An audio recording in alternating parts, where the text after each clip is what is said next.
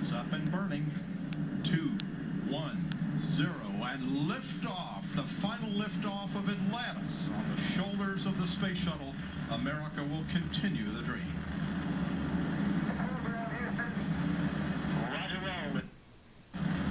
Houston now controlling the flight of Atlantis. The space shuttle spreads its wings one final time for the start of a sentimental journey into history. 24 seconds into the flight, roll program complete. Atlantis now heads down, wings level on the proper alignment for its 8.5-minute ride to orbit. 4.5 million pounds of hardware and humans taking aim on the International Space Station.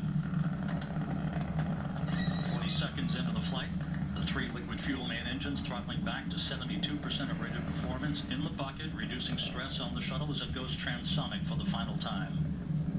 Breaking the sound barrier now. Engines now revving up, standing by for the throttle up call.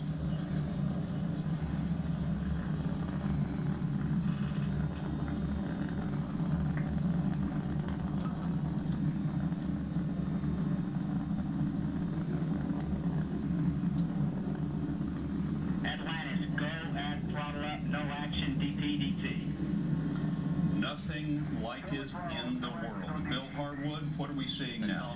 We have a camera on the side of the external tank that they beam down that show the view from the orbiter itself. They're obviously looking for any signs of foam insulation that might come off during the ascent. That could pose a debris threat to the shuttle.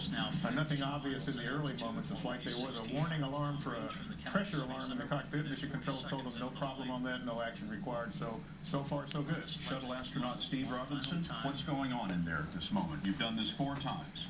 Well, I wish I were on there right now, but those guys are having the time of their life, and they're focused as human beings can possibly be. They had an alarm go off that turns out to be a transducer on the cabin pressure, and so Mission Control radioed up and told them not to worry about it. There go the solid rocket boosters, jettisoning after 2 minutes of flight.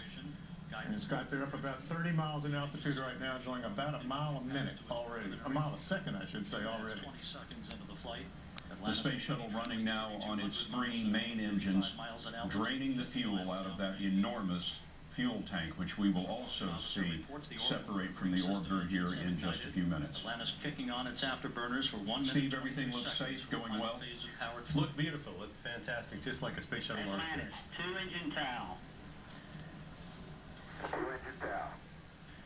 Bob Orr is here at the Kennedy Space Center with us up on the roof of this structure, which just shook like it was in an earthquake.